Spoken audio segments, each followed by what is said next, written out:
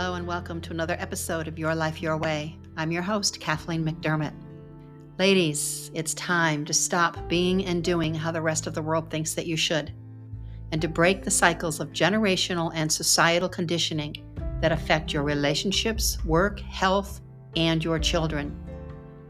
It's time to heal from the past and build a new, powerful legacy for yourself and your children. Thank you so much for being with me here today. This is a solo episode. We're going to talk a little bit about choice. I thank you so much for being here. Let's dive in.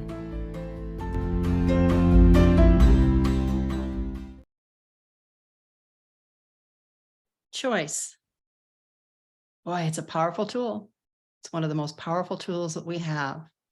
Everything we do boils down to making a choice. How many times have you heard yourself say, I didn't have a choice. I don't have a choice. Wrong. Totally not true. What we have are consequences of our choices. Have you taken the time when you hear yourself say, I don't have a choice? Is it coming automatically, just like a habit? Or are you taking the time to think, okay, what happens if I don't make this choice? We actually have an infinite number of possibilities of doors that want to be wide open for us to walk through. So much of life wants us to experience it completely, fully, totally. We don't tend to listen to our hearts and our souls calling.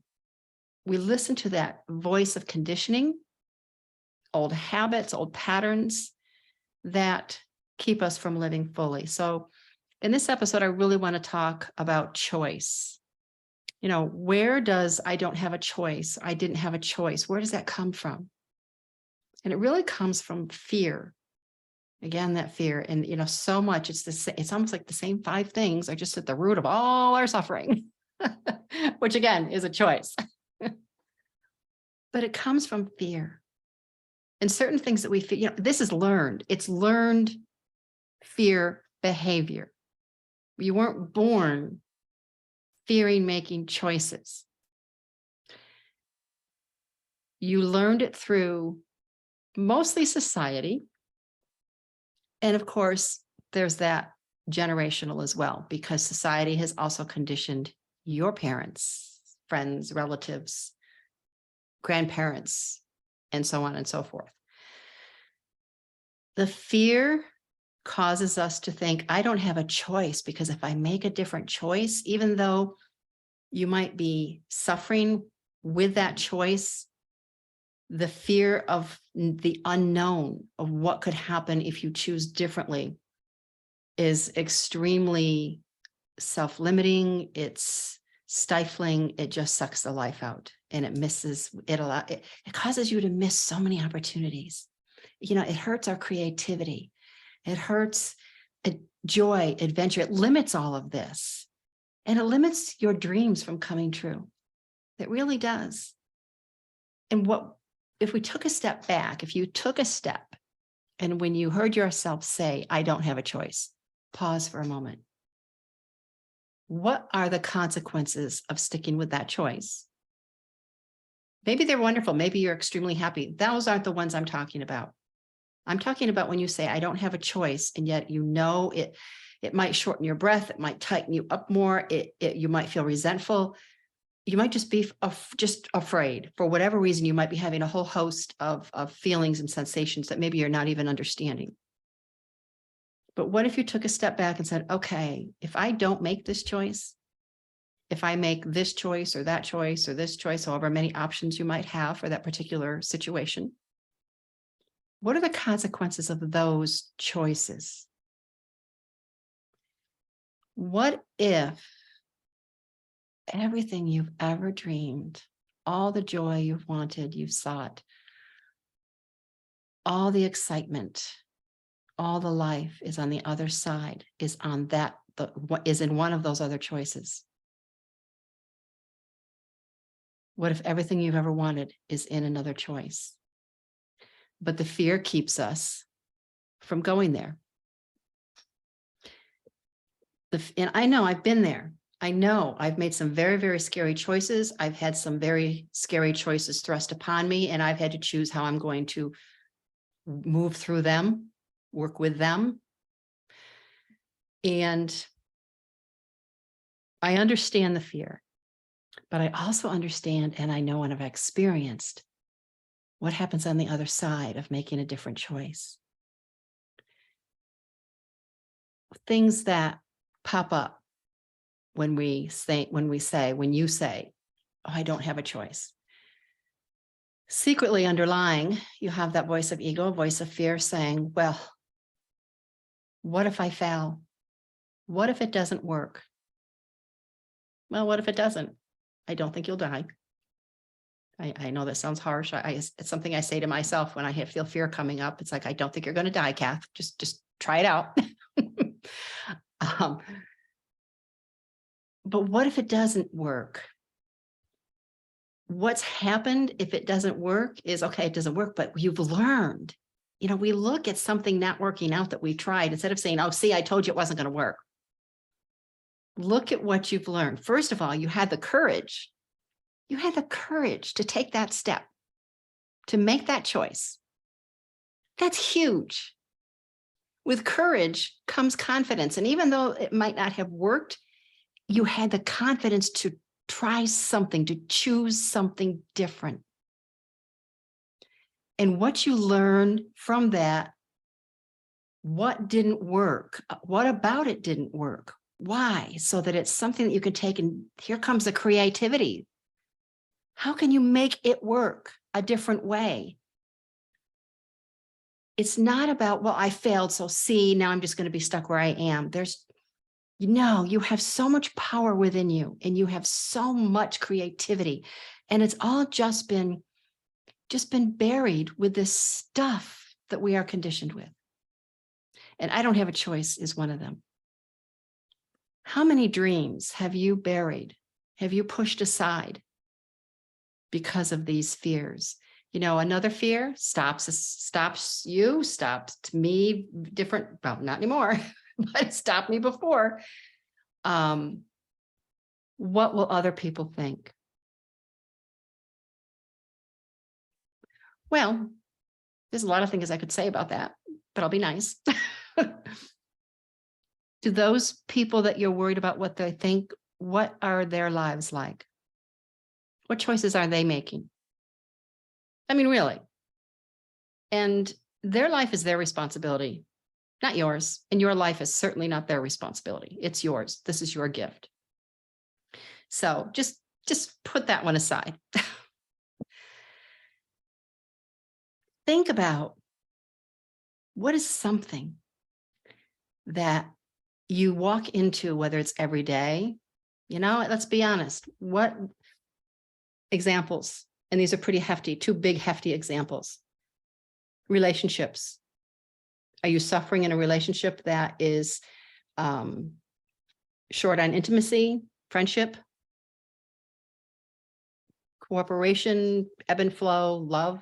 It takes more than love. Are you suffering in a relationship, but you think, I don't have a choice? Now, I'm not saying walk away from your relationship, but I'm saying look at the options. Give yourself that opportunity to think, what are the options? Can we seek professional help? What are the options? Work is another. That's a big one too. Well, I don't have a choice. I hate my job, but I don't have a choice. Really? This thinking of multi-passionate versus linear is another. In fact, I have a podcast with Jen Phipps last year at some point. I can share that episode again, the difference between multi-passionate and linear.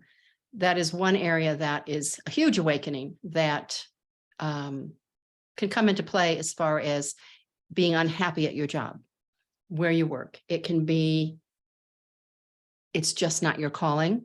It's not your purpose. It's not your passion, but you stay there. You're not happy with whatever is there, but you've become so comfortable and these words are so comfortable, secure, it's familiar, it's really familiar, and you think you feel safe in staying in that situation. But do you really? First of all, no job is safe, period. But that's another whole conversation. But these false feelings of, well, I feel secure there, or I have to stay there to get this retirement, or I have to, do you? If it's sucking the life out of you, if you're so joyless, if you're not having fun, if you don't feel fulfilled, if you don't feel that you are serving others and helping your community or whatever it is that really your soul and heart call for, you have choices. It's not I don't have a choice, I have to be here. Well, I have a family to support. I have to pay bills. Yes, you do. Understood. But there are many doors out there. It's self-limiting to think that you can't, that you're too, fill in the blank, that you're not good enough. It's all BS. It's just fear.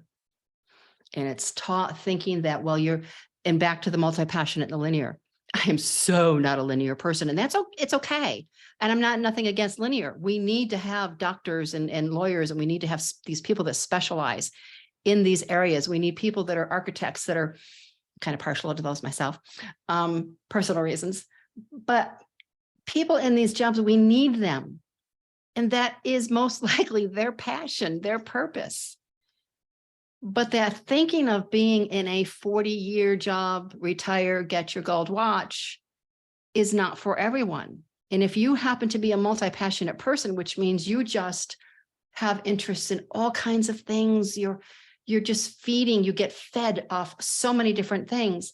And here you are going every day, or whether it be in this relationship that's not working, whether it's in a job that's not working, you are hurting yourself.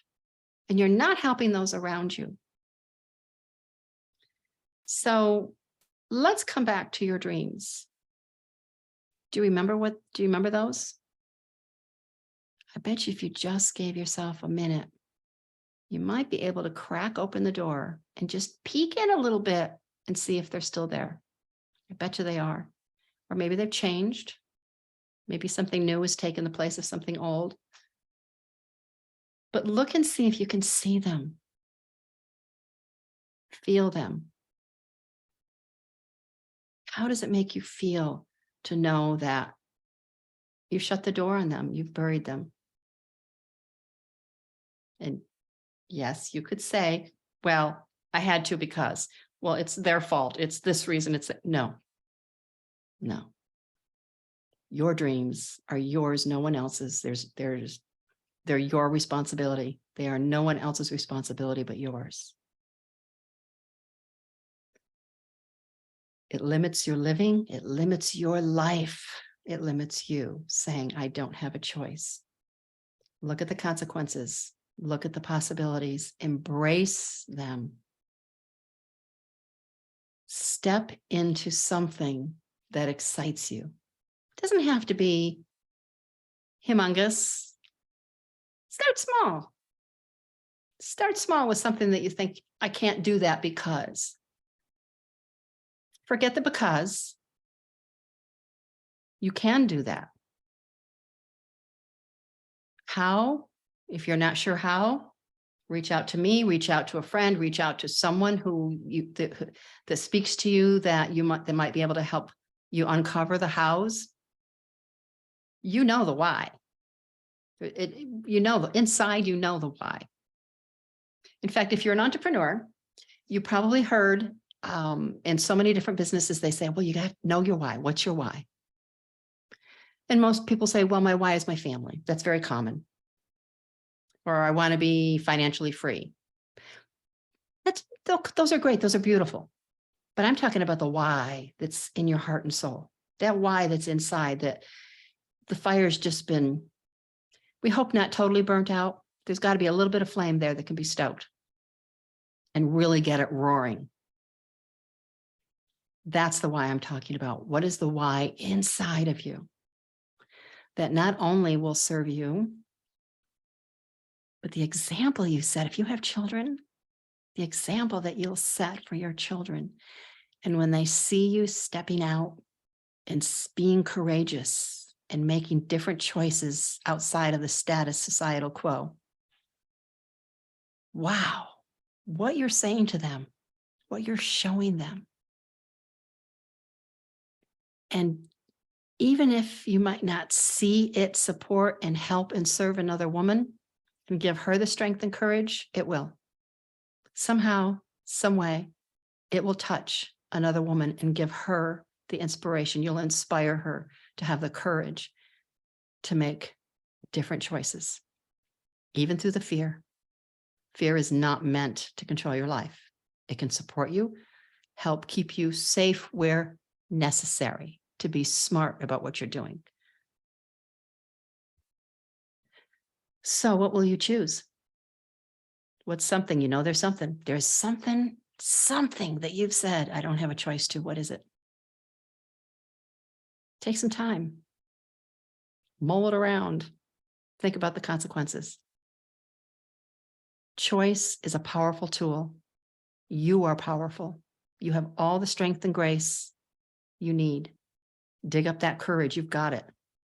It's in there. And remember, it's courage first. Confidence comes from that.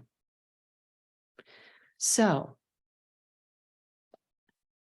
I hope you'll take some time, dig in, check your choices, see how often you say, I don't have a choice. And I hope you'll choose to not say it and to find so many opportunities and embrace them.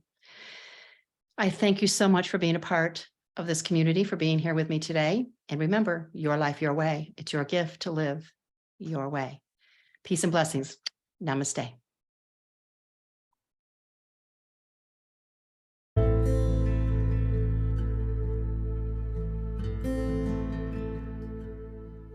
Thank you so much for being with me here today. I hope the next time you catch yourself saying you don't have a choice, that you'll pause, remember this episode, and just take a moment to step back and think, do I have any other options?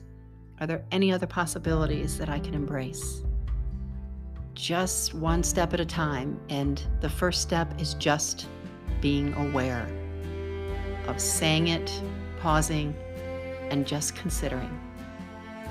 If you think this episode can serve another woman to possibly find a different path with less stress, making different choices, please feel free to share this with her. If you would like to have a conversation about how you can find other possibilities in your life, please feel free to reach out. As a stress management coach, mentor, guide, I'm here. Free conversation, just see what directions might be best for you.